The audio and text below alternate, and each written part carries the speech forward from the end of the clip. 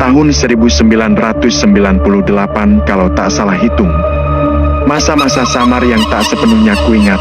Namun ada satu cerita yang selalu melekat kuat di benakku, cerita yang sering diceritakan nenek di malam hari saat kami duduk dekat pelita minyak tanah yang kami sebut damar karena listrik belum menjangkau kampung kami.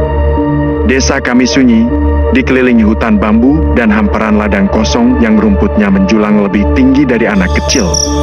Suara jangkrik bersahutan setiap malam, kadang diselingi lolongan anjing atau tangisan bayi dari rumah jauh. Tapi cerita nenek ini bukan tentang suara-suara biasa. Ini tentang sesuatu yang lebih gelap, lebih kelam.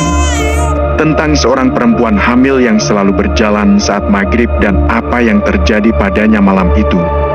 Nenekku, yang kupanggil Mbah Sri, tinggal di rumah panggung dari kayu jati yang sudah lapuk di tepinya.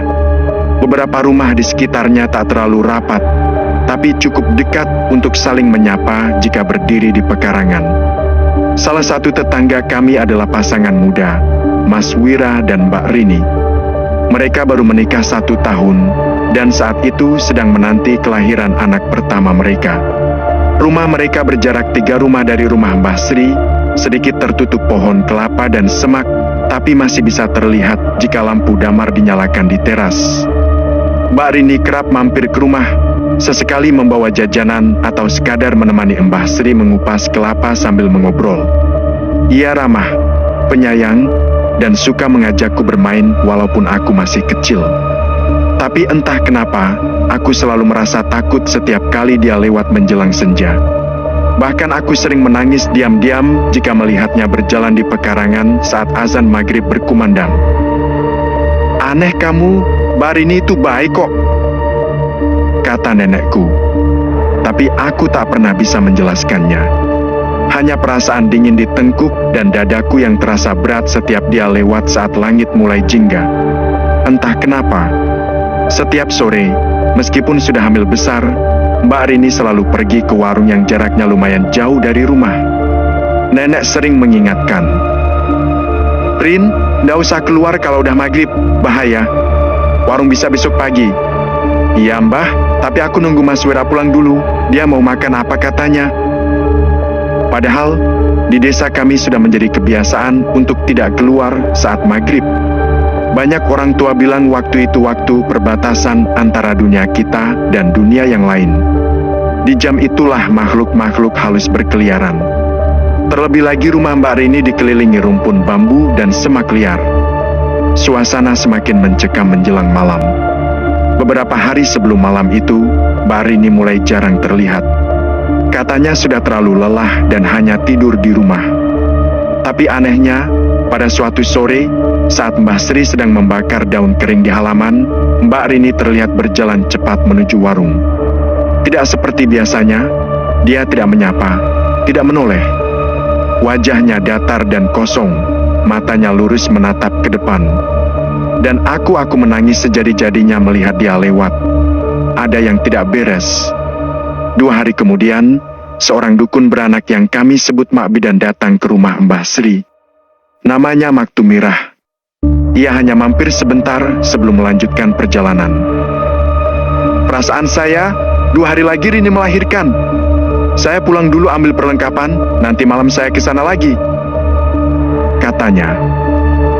"Kalau bisa, jangan dia sendirian, ya." Mas Wira, suaminya, sedang pergi ke desa sebelah menjemput orang tuanya. Tidak ada kendaraan, jadi ia berjalan kaki sambil membawa senter. Malam itu juga, ia sempat menitipkan beberapa damar di sekitar rumah agar lebih terang karena Rini sendirian. Mbah Sri tak bisa menemani karena harus menjaga aku tidur, kedua orang tuaku sedang merantau jauh. Di musola kecil di ujung jalan, 2 orang bapak ronda sedang duduk sambil mengobrol, berjaga kalau ada yang aneh terjadi. Mereka melihat Mak Tumirah lewat sekitar pukul 1 dini hari, masuk ke rumah Mbak Rini. Mereka menyapanya dan hanya dibalas anggukan kepala. Namun, yang terjadi setelahnya membuat darah siapapun yang mendengarnya membeku. Pagi hari, setelah azan subuh, Mas Wira pulang bersama kedua orang tuanya. Selesai syalat, ia terlihat panik dan langsung mengetuk rumah-rumah tetangga.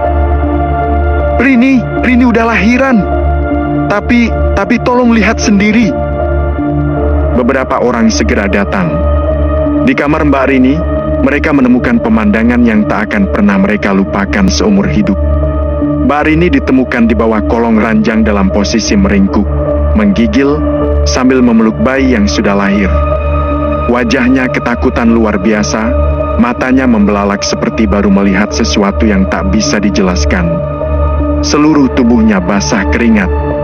Di sekelilingnya, ada bercak darah, dan damar yang diletakkan Mas Wira semalam semuanya padam, seolah ditiup satu persatu. Siapa yang bantu kamu lahiran? Tanya salah satu tetangga. Dia hanya bergumam pelan. Ada yang bantu, tapi dia bukan manusia, dia nggak punya wajah. Ketika Maktumira datang pagi itu dijemput salah satu warga, ia langsung pucat. Loh, bukannya saya belum kesini? Saya memang berniat datang jam 10 tadi malam, tapi saya ketiduran, badan rasanya berat banget, tidak bisa bangun. Bapak Ronda yang berjaga langsung menimpali, bingung. Tapi kami jelas lihat Mbak masuk rumah ini sekitar jam 1, kami lihat dengan mata kepala sendiri. Suasana seketika mencekam. Siapa yang dilihat Bapak Ronda semalam? Jika Maktumirah mengaku tidak datang, lalu siapa yang membantu Mbak Rini melahirkan? Malam-malam berikutnya, suasana di rumah itu tak pernah sama lagi. Mbak Rini berubah. Ia seperti orang lain. Tatapannya kosong, kadang berbicara sendiri, tertawa lirih di tengah malam. Beberapa orang bilang ia kerasukan. Bahkan Ustaz sudah datang dan mencoba menenangkan, ada yang berhasil sementara, tapi ia selalu kembali seperti itu. Beberapa hari kemudian, Mbak Rini meninggal. Kata orang, karena sakit dalam. Tapi tubuhnya tidak menunjukkan tanda-tanda penyakit. Dia hanya berhenti hidup, pelan-pelan. Dan seminggu setelahnya, bayinya pun menyusul. Tanpa sebab yang jelas. Sejak itu, ada yang berubah di lingkungan rumah Mbah Sri. Lampu damar yang selalu diletakkan di depan rumah setiap sore selalu padam saat azan maghrib. Padahal angin tidak terlalu kencang, sumbunya baru, minyaknya penuh. Rumah Mbak Rini kosong. Mas Wira menghilang, entah merantau kemana. Beberapa tetangga bilang, mereka masih sering melihat bayangan perempuan berbaju daster putih, berdiri di depan rumah kosong itu sambil memegang perutnya yang besar. Kalau sore, kadang Bali hadiah lewat, kata Mbah Sri suatu malam. Daster putih, perut besar, wajah pucat. Sama persis waktu dia masih hidup. Aku sendiri masih ingat. Waktu aku sedikit lebih besar, Mbah Sri pernah menunjukkan bekas rumah itu padaku. Dulu kamu sering main di sini, sama Mbak Rini.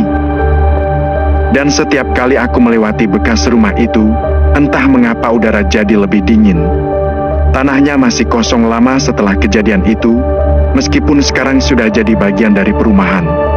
Rumah-rumah modern berdiri di sana. Tapi tetap saja, kalau malam tiba, tidak ada satupun lampu di sana yang benar-benar terang. Kadang aku berpikir, apa nenek hanya menakut-nakutiku agar tidak keluar saat maghrib? Tapi jika hanya dongeng, kenapa aku masih bisa melihat jelas bayangan itu, berdiri di ujung jalan, dengan daster putih dan perut buncit, memandang ke arah rumah yang kini tinggal puing-puing? Cerita dari nenekku bukan sekadar kisah. Ia adalah peringatan bahwa ada waktu-waktu yang bukan milik kita, dan bahwa tidak semua kelahiran membawa kehidupan, ada juga yang membawa keheningan yang abadi.